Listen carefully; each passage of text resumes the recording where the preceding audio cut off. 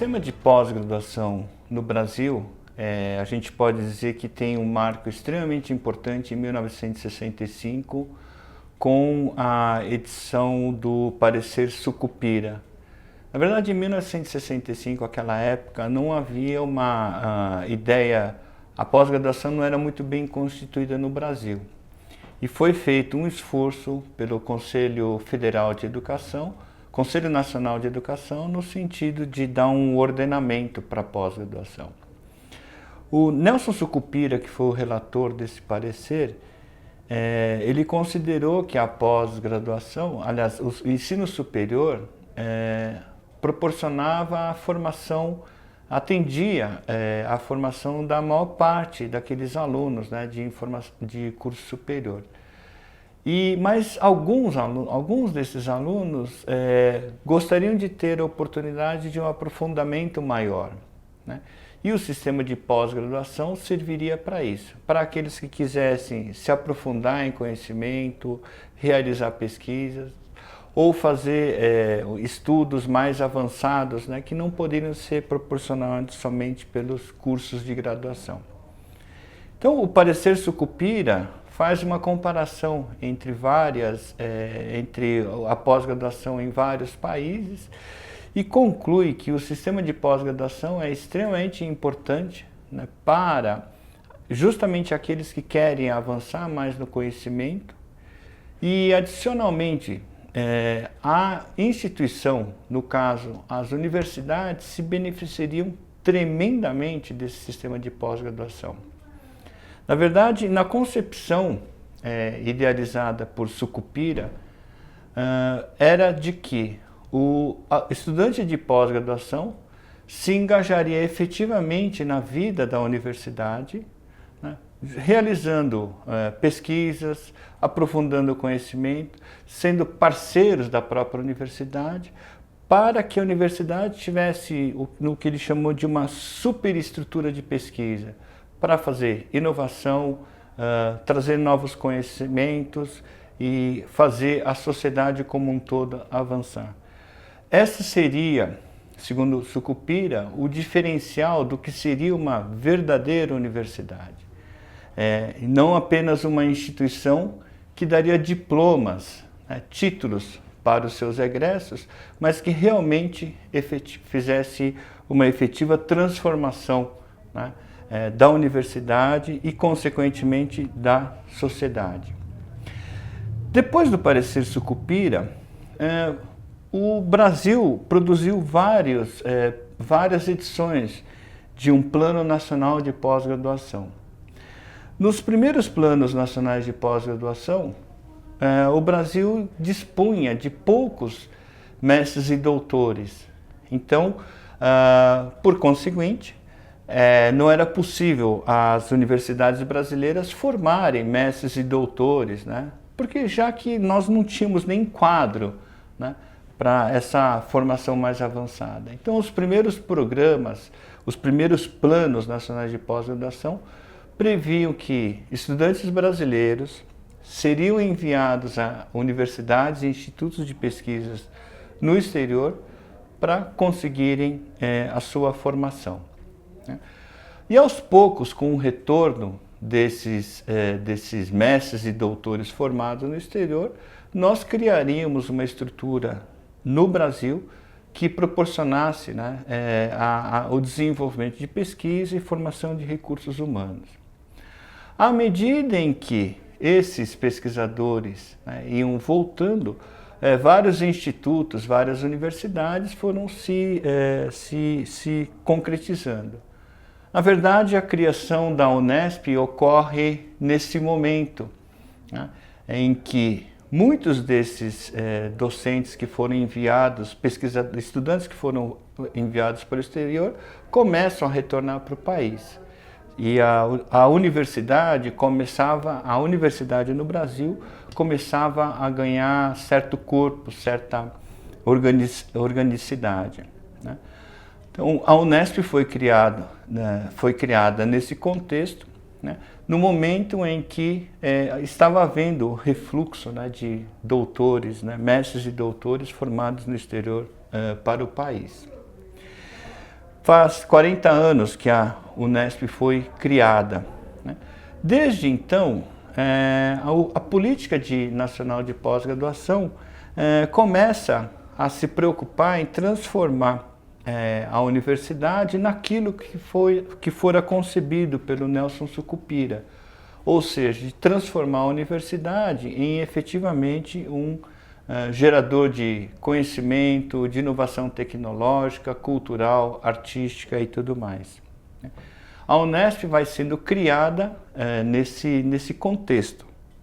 Então a Unesp sofre diferentes pressões, né, para que se constituam grupos de pesquisa, para que se constituam laboratórios, para que se constituam programas de pós-graduação que possam efetivamente fazer esta inovação. Nesse ano que a Unesp completa 40 anos, estamos sendo regidos por uma política nacional de pós-graduação que apresenta vários desafios, né? Dentre os quais eu gostaria de mencionar um. O censo de 2010 mostrou que no Brasil nós temos cerca de 1,4 doutores para cada 1.000 habitantes. Se nós compararmos com o Canadá, por exemplo, o Canadá tem cerca de 6 doutores para cada 1.000 habitantes, né? Então, para atingirmos a cifra de Canadá, nós teremos que aumentar cerca de 4 vezes o número de doutores no país, né? O Plano Nacional de Pós-Graduação que está em vigor, né, que deve durar prevê que até 2020 a gente dobre, né, essa quantidade de doutores para cada 1.000 habitantes no país, né? Então, nós deveremos atingir em 2020 cerca de 2,8 doutores para cada 1.000 habitantes no país. Uma das grandes metas do Plano Nacional de Pós-Graduação em vigor é aumentar o número de doutores no país. A Unesp, ao longo desses 40 anos, conseguiu formar cerca de 40.000 mestres e doutores, né? Hoje, a Unesp é a segunda maior universidade no Brasil, né, em termos de números de programas de pós-graduação, números de mestres e doutores que formamos. Com cerca de 4% dos cursos de mestrado, dos programas de mestrado e doutorado no país, nós somos responsáveis pela formação de praticamente 6% dos mestres e doutores. Então, nós temos um tamanho que a gente consegue suprir uma quantidade bastante expressiva, né, de mestres e doutores no país. Essa é uma das formas, né, da Unesp contribuir para atingirmos essa meta de termos 2,8 doutores para cada 1.000 habitantes no país. Esse aumento em quantidade, né, também vem sendo acompanhado por um aumento na qualidade da produção intelectual. Nos últimos anos a gente tem nós temos enviado alunos para formação fora do país, né, através de estágios de doutorado sanduíche. Nós temos trazido alunos do exterior para a realização de sua formação de mestrado e doutorado no país. Nós temos realizado intercâmbio entre docentes e pesquisadores do país com universidades no exterior. Na verdade, esse crescimento, como todo país, nós tivemos um aumento em quantidade na universidade e esse aumento quantitativo está se seguindo por um aumento qualitativo. Então, podemos dizer que nesses 40 anos da universidade a gente desenvolveu bastante, né? Mas e também, assim como foi a pós-graduação. O que a gente pode dizer da pós-graduação no Brasil em geral e da Unesp em particular é que existe todo um esforço de planejamento, né, desse sistema. O parecer Sucupira colocou um ordenamento, criou uma estrutura no país, né, talvez a mais importante estrutura seja a CAPES, que faz tanto assim, o estabelecimento da política, como acompanha, faz a avaliação desse desenvolvimento. Então, talvez um dos aspectos mais importantes do desenvolvimento da pós-graduação seja mesmo o planejamento.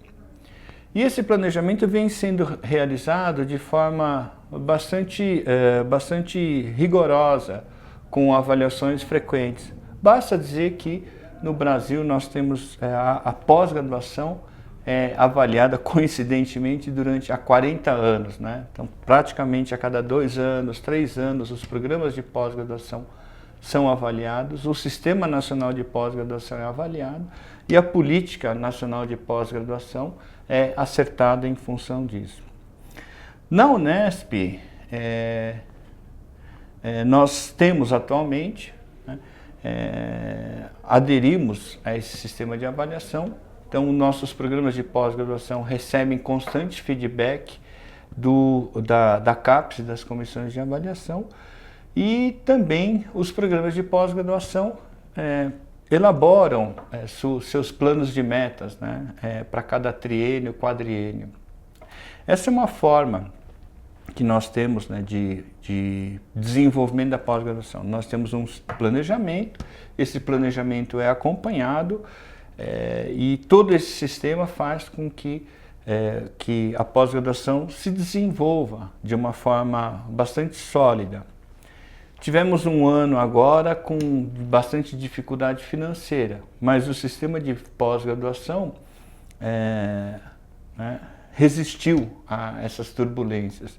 Teremos outras ainda pela frente, mas essa resistência, essa resiliência do sistema de pós-graduação pode ser atribuída em parte a esse esforço de planejamento, de previsão de futuro, né? E realização de ações com base nesse planejamento.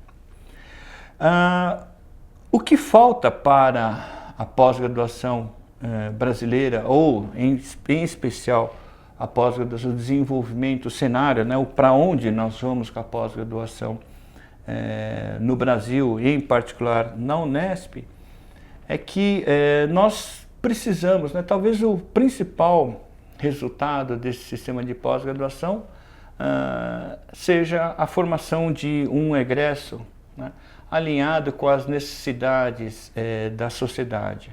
E essa é uma discussão que vem aparecendo em anos recentes.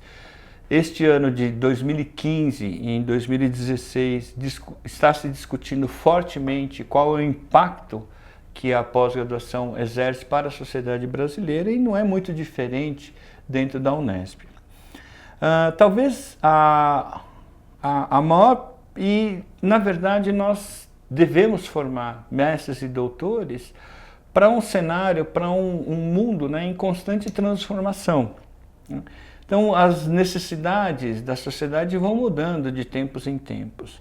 Por exemplo, esse ano nós estamos com um problema na sociedade brasileira, que é essa epidemia provocada pelo mosquito Aedes, né? E isso gerou uma necessidade de reorientação de pesquisa, de ações governamentais para resolver esse problema.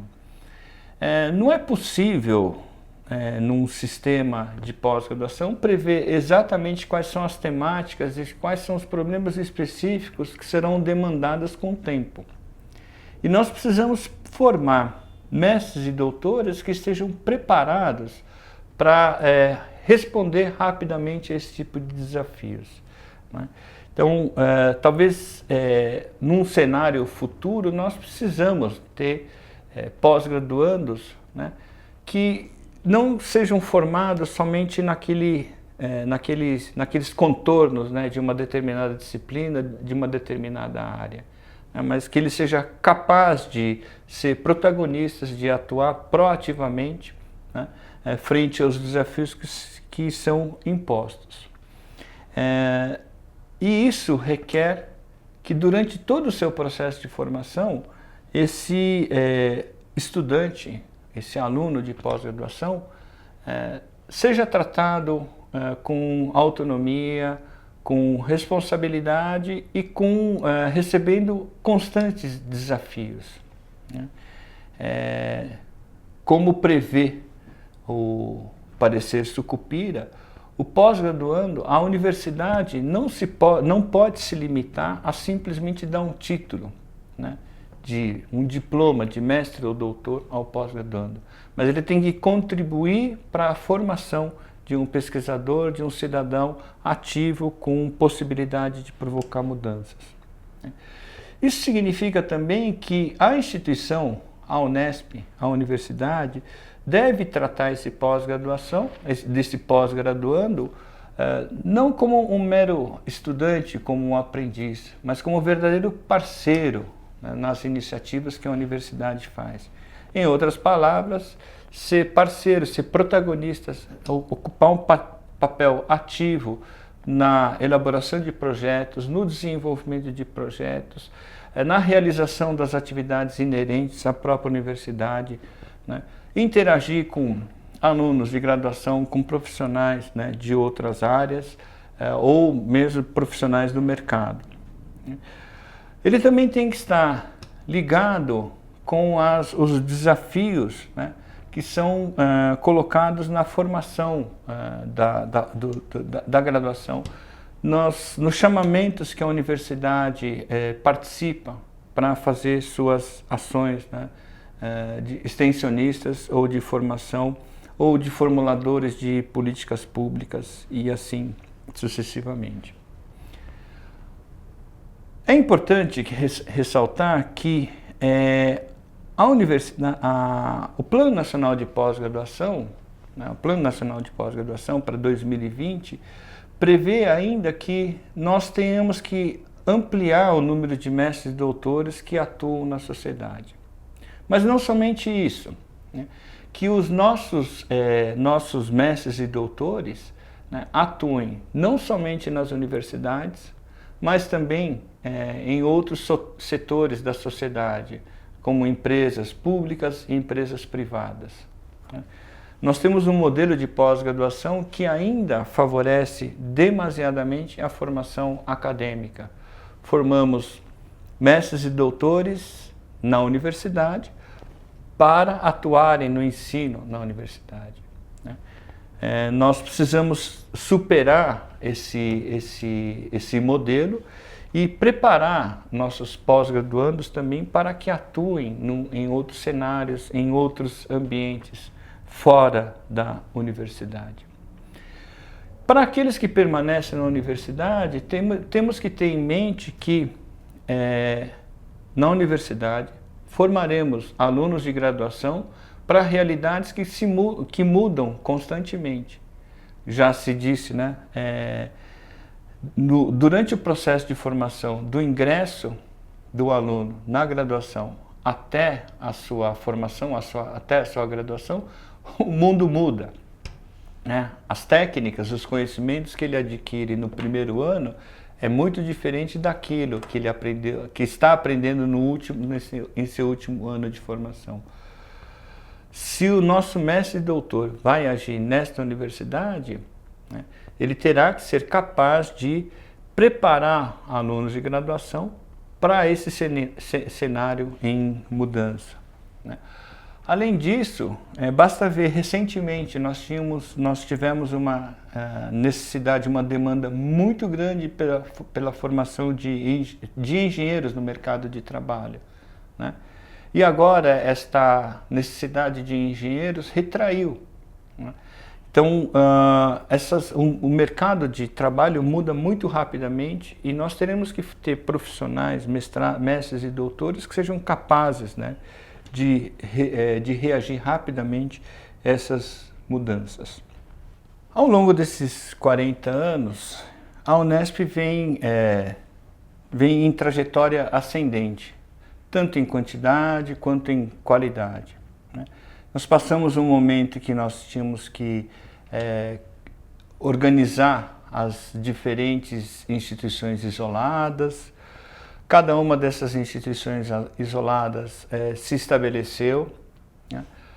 Passamos agora por uma fase onde procuramos dar uma certa identidade a essa Unesp, né? E eu creio que ao completar os 40 anos, nós temos uma identidade mais bem definida.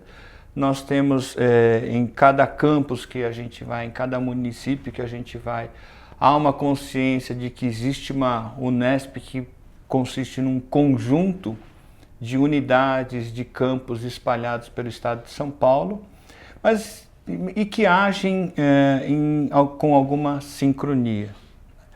Na verdade, esse é o caminho que a gente espera para que a universidade percorra, para que possa ser de fato uma universidade. Houve um planejamento, como eu disse, no desenvolvimento da pós-graduação. Em 1965, há cerca de 50 anos, o Brasil estabeleceu uma trajetória, né, para o que deveria ser a pós-graduação. Eu diria que até hoje, o quadro que foi vislumbrado pelo Sucupira não se concretizou, né? Mas temos uma meta pela frente, que é criar essa superestrutura que seja capaz de conversar com a sociedade, fazer intervenções, inovações e tudo mais. Então, nós temos um planejamento, né, que procura colocar para o sistema de pós-graduação uma meta, um determinado contorno, né? A Unesp também não é muito diferente disso. Almejamos conseguir ser uma universidade que esteja na ponta, que seja capaz de produzir inovações e formar recursos humanos significativos para a sociedade. No entanto, ao trilhar esse caminho, a gente tem cenários, né, futuros, né, que são incertos. Na verdade, não sabemos como será o futuro. Nós temos desejos, nós temos metas, né, de ter qualidade e inovação, né? E ao longo dessa trajetória, realizamos frequentemente, né, planejamentos, fazemos avaliações desse planejamento, fazemos acompanhamento, nós avaliamos se estas mudanças, né, essas estratégias que nós adotamos ao longo do caminho estão levando necessariamente para o rumo, para a meta que nós desejamos. Basta ver que a universidade, a Unesp, estabeleceu o plano de desenvolvimento institucional há alguns anos e ele vem sendo seguido à risca. Fala-se em desenvolver o plano de desenvolvimento das unidades, plano de desenvolvimento dos departamentos. A pós-graduação tem um plano de metas, né, para a pós-graduação. Esses planejamentos que permitem que a gente faça o ajuste fino em nossas metas. E no caso específico da pós-graduação, nós precisamos ter em mente que o maior protagonista desse sistema de pós-graduação é o nosso egresso, mestres e doutores. Então, parte desse planejamento deve necessariamente prever que esses nossos mestrandos e doutorandos consigam integrar efetivamente a vida dentro da universidade e, com isso, nos ajudar a criar aquela superestrutura que foi idealizada pelo Nelson Sucupira em 1965.